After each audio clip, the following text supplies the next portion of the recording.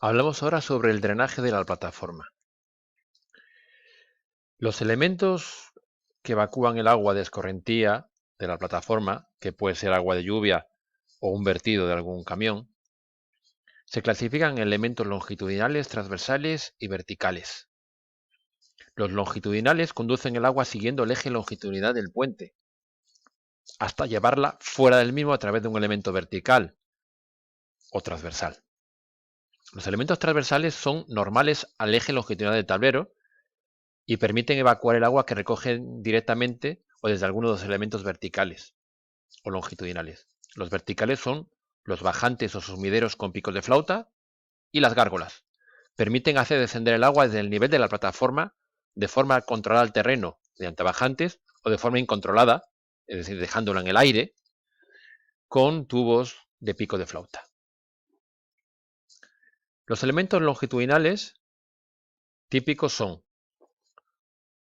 caces o cunetillas, que son franjas estrechas situadas en los bordes de la calzada de muy poca profundidad. No pueden ser muy profundas porque como meta allí una rueda de un vehículo, pues se produce un accidente, y que van desembocando en invernales o sumideros situados a distancias que dependen de la anchura de la calzada y de la pendiente longitudinal. En esta foto se ve la cunetilla del puente, de uno de los puentes el puente de la Constitución de Cádiz. Los goterones son rehundidos que están en el extremo de los voladizos, de los bordes inferiores de los tableros, que hacen que el agua no pueda escurrir a lo largo de toda la superficie o paño del voladizo por su parte de abajo. ¿eh? Lo reconducen longitudinalmente. Hacen que el agua ahí se desprenda y caiga en forma de gotas. Los vierteaguas son perfiles en forma de L que se colocan también en los extremos de los voladizos que impiden que el agua escurra por la superficie lateral del tablero. Es decir, tienen la misma función que los goterones. Los canalones longitudinales son piezas prefabricadas, generalmente metálicas, semiabiertas, por eso son canalones, están abiertas por arriba, que se colocan debajo del tablero para recoger el agua que vierte desde el borde del tablero o bien desde una junta longitudinal.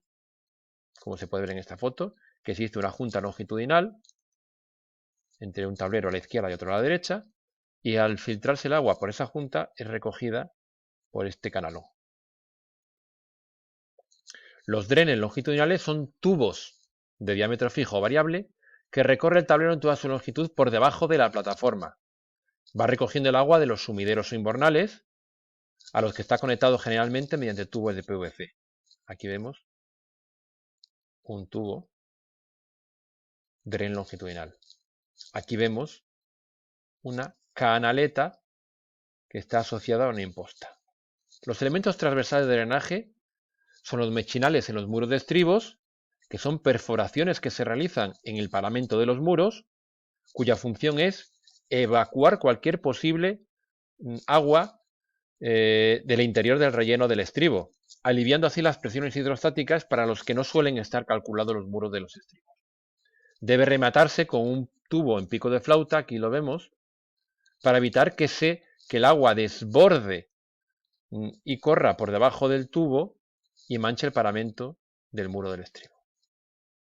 Canalones transversales, que son como los longitudinales, pero que lo que están en ese sentido transversal para recoger el agua, posible agua que se vierta desde una junta transversal. La junta transversal más típica es la junta de dilatación. Y los elementos verticales tenemos los sumideros o invernales, que son los elementos que conectan directamente la parte superior de la plataforma del tablero con la parte inferior del mismo, atravesándolo. Si es solamente un orificio, se llama invernal. Si además ese orificio va asociado con una pieza prefabricada metálica de sección variable que recibe el agua desde la calzada o cunetilla y cubierta con una rejilla, se denomina sumidero. Tenemos un sumidero con su tubo que atraviesa la losa de hormigón. Los sumideros deben terminarse en un tubo que termine en forma de pico de flauta. o con elementos más arquitectónicos como pueden ser las gárgolas. Los sumideros y los invernales desalojan el agua y lo dejan caer directamente contra el terreno. El agua o los vertidos de los transportes de los camiones. Eso puede ser, por ejemplo, medioambientalmente puede estar no permitido y entonces esos sumideros no pueden verter libremente, sino que tienen que verter sobre un dren longitudinal o una canaleta longitudinal. Y luego tenemos las bajantes. Son los tubos metálicos que conducen el agua de los sumideros o canaletas hasta el pie de la estructura. Aquí vemos una bajante. Las impostas son los remates, generalmente son de hormigón prefabricado, más rara vez in situ, que se colocan en la coronación de los muros de los estribos o en los bordes laterales de los puentes. Aquí vemos un esquema de una imposta típica y luego la imposta conectada aquí en los bordes de un tablero de puente. Tienen dos funciones principales. Uno, alejar las pluviales de los paramentos verticales del tablero, pero sobre todo es una función estética, puesto que marcan la arista superior del tablero disimulando las imperfecciones o desviaciones que tenga con respecto a la rasante teórica del tablero. Es decir, si el tablero va haciendo longitudinalmente eses, una manera muy exagerada de hablar, pero si va haciendo eses, un conductor o un peatón que va andando percibe esa S. Pero si el borde del tablero nosotros colocamos un elemento prefabricado perfectamente nivelado que disimule la S, es decir, que se adapte a la rasante teórica, entonces nuestro ojo será engañado por esa imposta. Ya no percibiremos de igual forma las imperfecciones de la rasante. A su vez, es un elemento decorativo desde fuera del puente. Desde un lateral se ve la imposta y si es una imposta bien rematada, bien acabada, bien diseñada, pues queda muy bien. Aquí vemos un ejemplo típico de colocación de imposta prefabricada. La imposta tiene unas esperas que se conectan a unas esperas que se han dejado saliendo in situ de la losa. De esa manera se conecta. A su vez se nivela, la imposta se nivela verticalmente independientemente de la cota de la losa. Se nivela a la cota teórica de la rasante. Hablamos ahora de barandillas y pretiles de seguridad. Esto hoy en día es fundamental. Hasta hace unos años, las barandillas y los pretiles, cuando se colocaban, eran diseñados por el propio proyectista, ad hoc, o se cogían de una serie de catálogos, pero no llevaban ningún tipo de cálculo ni estaban sujetos a norma. Hoy en día existe la norma UNE 1317 que nos fija muy estrictamente cuáles son las condiciones de utilización y de ensayo de las barandillas y de los pretiles de seguridad. También las barandillas vienen recogidas en el código técnico y en la IAP 11. Una barandilla en concreto tiene que tener un diseño que responda a criterios de seguridad y de funcionalidad. Estos criterios se resumen en 4 puntos. Deben resistir una fuerza de empuje perpendicular al montante superior de 150 kilogramos por metro lineal. Tienen que tener una altura mínima de 110 centímetros. No deben presentar además elementos escalables, es decir, no deben existir puntos de apoyo, travesaños horizontales, por ejemplo, en una altura comprendida entre 20 y 70 centímetros del suelo. Es para evitar que los niños las escalen. Y además no deben tener aberturas que puedan ser atravesadas por una esfera de 10 centímetros de diámetro, lo que significa que la separación libre entre barrotes o cualquier otro elemento que la conforme no será mayor de 10 centímetros. Realmente esto nos deja muy poca libertad para hacer un diseño de una barandilla. Estamos muy constreñidos. Aquí vemos un diseño específico de una barandilla a base de pletinas verticales con luz libre de 10 centímetros y pletinas horizontales. Por su parte, los pretiles, también su empleo debe responder a criterios de seguridad y funcionalidad, la UNE 1317 y la Orden Circular 35/2014, del Ministerio de Fomento sobre criterios de implantación de sistemas de contención de vehículos, que a su vez está basado en la UNE 1317. Lo primero que tenemos que decir es que solamente se admiten el empleo de pretiles con marcado CE, con excepción de los puentes urbanos. Se supone que en los puentes urbanos los vehículos van más despacio y por lo tanto es menos decisivo la existencia de un pretil. Si tiene que tener un marcado CE, significa que los pretiles no son diseñables. Es decir, un proyectista no puede coger el lápiz y decir voy a diseñarme y calcularme un pretil. No, al tener marcado CE debe ser escogido de un conjunto de pretiles de catálogos entre las casas fabricantes que ya han sido previamente ensayados y dotados de marcado CE. ¿Cómo se define un pretil a efectos de un proyecto? Pues a efectos de un proyecto hay que definir su nivel de contención, su deflexión dinámica o en ocasiones su anchura de trabajo y su índice de severidad. Y en el proyecto deberemos decir, aquí se coloca un pretil que tenga un nivel de contención, por ejemplo, H4B, una deflexión dinámica, por ejemplo, de 65 centímetros y un índice de severidad, por ejemplo, A. Veremos a continuación cómo se definen, cómo elige el proyectista estas características del pretil que luego meterá en su proyecto. Es decir, selección del pretil. Debemos definir primero las características del accidente que se produciría en el puente, entre muy grave y grave normal. El accidente muy grave es aquel que se produce sobre vías férreas, almacenes de sustancias peligrosas, carreteras con escasa visibilidad, nudos con una intensidad media diaria de pesados muy alta, puentes de luces superiores a 200 metros, situados sobre grandes cursos de agua o valles de muy difícil acceso, etcétera, etcétera. Grave es el que no cumple esas características. A efecto nuestro normal no es ninguno. Es decir, definimos primero el tipo de accidente que hay, muy grave o grave. En función, luego definimos las clases y niveles de contención. Las clases y niveles de contención pueden ser normal, alta o muy alta. Esas son las clases. Y los niveles son N1, N2, H1, H2, H3, H4A y H4B. Los diferentes niveles de contención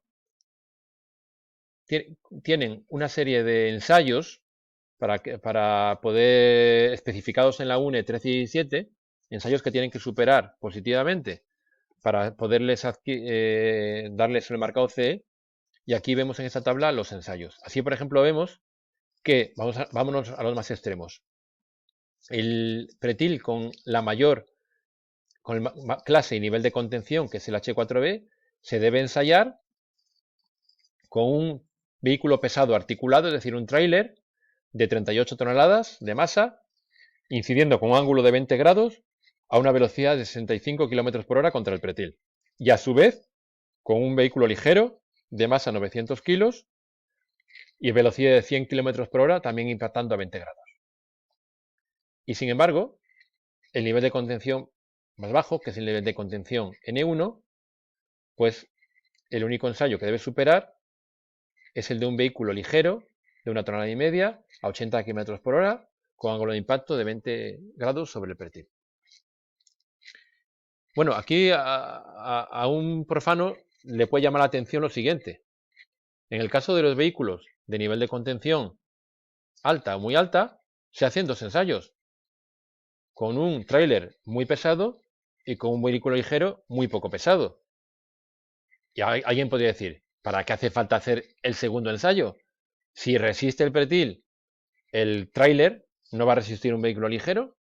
Bueno, sí, eso es así. Pero es que el pretil no solamente debe resistir, sino que además de resistir, debe ser capaz de disipar la suficiente energía para que el ocupante de un vehículo ligero no sufra daños personales.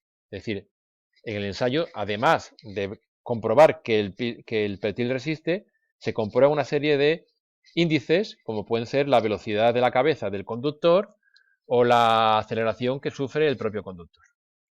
Es decir, un pretil no solo debe resistir, sino que además debe resistir disipando la suficiente energía para que funcionalmente el pasajero, en este caso de un vehículo ligero, resulte indemne o muy poco dañado. De otra manera, pues sería tan sencillo como voy a colocar un muro infinitamente rígido en el borde del tablero y yo sé que me resiste cualquier impacto, sí, pero si con un coche vehículo ligero te das un golpe contra un muro, pues a lo mejor el conductor sufre daños graves. Sí, sí, no habrá tirado el muro, pero el conductor sufre daños graves. El pretil, cuando se le ensaya, tiene una serie de deformaciones, lo que se llama la deflexión dinámica y la anchura de trabajo, que luego es necesario tener en cuenta a la hora del diseño del borde del tablero. La deflexión dinámica es el espacio que hay entre el punto donde choca el vehículo con el pretil y el punto de máxima deformación del vehículo, ¿no? Es el máximo desplazamiento lateral producido durante el impacto desde la cara del sistema, es decir, del pretil más próxima al vehículo, y la anchura de trabajo es la distancia entre la cara más próxima al vehículo antes del impacto y la posición lateral más alejada que cualquier sistema del vehículo o del pretil alcanza. Bien, las deflexiones dinámicas y las anchuras de trabajo tienen que ver luego con el diseño del borde del tablero. Es decir, si hay un obstáculo, por ejemplo, una pantalla acústica en el borde del tablero, la cara más cercana al tráfico del pretil debe estar distanciado de ese obstáculo al menos una anchura de trabajo. Si lo que hay es un borde libre, por ejemplo, un talud o el borde de un lateral de un tablero, esa distancia tiene que ser una deflexión dinámica. Las deflexión dinámica son en general más pequeñas que las anchuras de trabajo.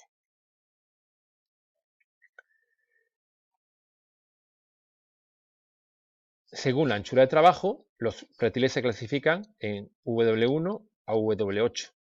El que menor anchura de trabajo tiene es la W1, que es menor de 0,6 metros. W8 tiene entre 2,5 y 3,5 metros. Además, el impacto de un vehículo contra un sistema de contención provoca en los ocupantes del vehículo una serie de comportamientos que se miden en dos indicadores, que son el ASI y el THV. El ASI tiene que ver con la aceleración, la desaceleración que sufre el conductor o el ocupante del vehículo, y el THV con la velocidad teórica de impacto de la cabeza. Según los límites de esos dos índices, que se miden en el ensayo, la severidad del impacto será A, B o C, siendo mejor pretil, funcionando mejor pretil, el que tiene índice de severidad A con respecto al que tiene índice de severidad C.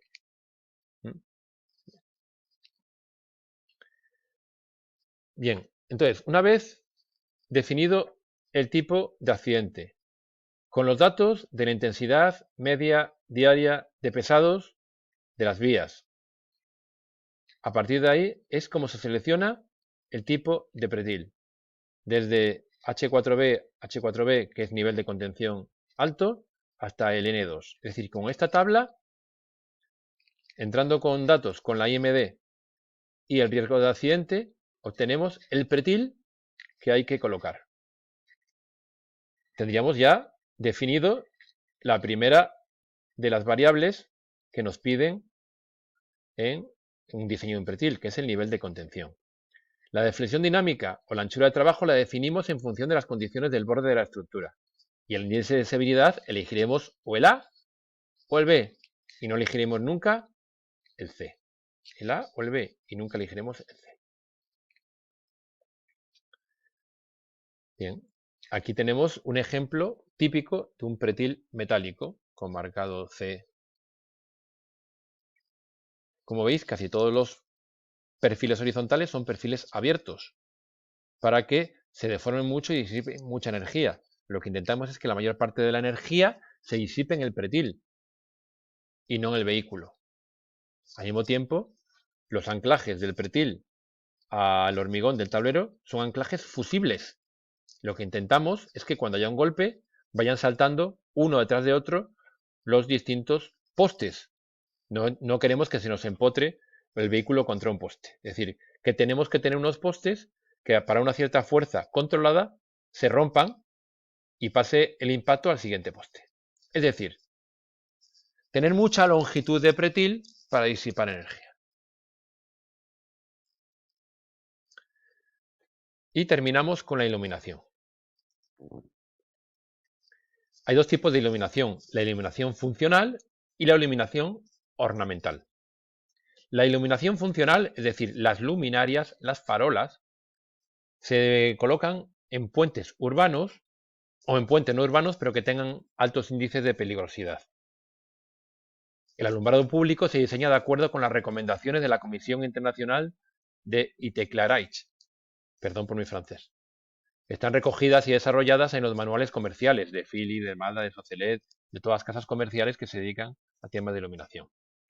Se usa habitualmente báculos. Las farolas pueden ser de serie o diseñarse de proceso, según el caso. El estudio de la iluminación debe llevarse a cabo siempre que sea posible desde el mismo momento que se concibe el puente.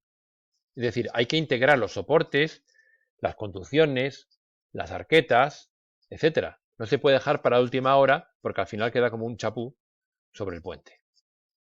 En puentes cortos, cuando la carretera de acceso esté dotada de alumbrado, se ilumina normalmente como el resto de la carretera, teniendo en cuenta que la entrada y la salida del puente, así como en los bordes de las aceras, sean muy visibles, sobre todo si excepcionalmente la calzada del puente es más estrecha que la carretera de acceso. Como mínimo, colocar un punto de luz a la entrada y a la salida. En los grandes puentes se debe procurar que el nivel de iluminación sea un grado superior al de la carretera de acceso al mismo. Cubrir la estética todo lo posible. Implantar siempre puntos de luz bilaterales en oposición, nunca al tres bolillo, en puentes cortos si se puede hacer al tres bolillo. Y procurando que la separación entre puntos de luz, es decir, entre báculos, entre farolas, sea un submúltiplo de la distancia entre las pilas del puente. En ocasiones se han utilizado sistemas de iluminación rasante, es decir, integradas en las propias barandillas o pretiles del puente. Bueno, que con filas de luz situados, con fuente de luz situados en filas a 1 metro por encima del suelo, ¿no? Son sistemas muy caros, difíciles de mantener, tanto por vandalismo como por limpieza. Y bueno, no dan un resultado de muy buena iluminación, porque entre otras cosas lo que producen es deslumbramientos, aunque sí es verdad que tiene un buen guiado óptico. Aquí vemos un ejemplo sobre el puente de la Alameda de Santiago Calatrava. Y terminamos con la iluminación ornamental, que se utiliza para decorar puentes emblemáticos o puentes de una belleza específica, o puentes bonitos, puentes grandes. Y hoy en día se utilizan casi exclusivamente proyectores de tecnología LED, que además permiten controlar los colores. Y decir, pues mira, hoy voy a iluminar el puente con la bandera de España y mañana con la bandera del Cádiz, etc. Los proyectores se deben colocar preferentemente por debajo de la rasante, para evitar los deslumbramientos a los usuarios. Esta primera foto se ve un puente en Londres, muy bien iluminado por debajo de la rasante. Cuando se monten por encima de la rasante, deben tomarse todas las precauciones, orientaciones, protecciones laterales, etc., para que el deslumbramiento sea mínimo. Tenemos el puente de Sydney, también muy bien iluminado, y el puente de Cádiz, iluminado precisamente con la bandera del Cádiz. Y hemos terminado.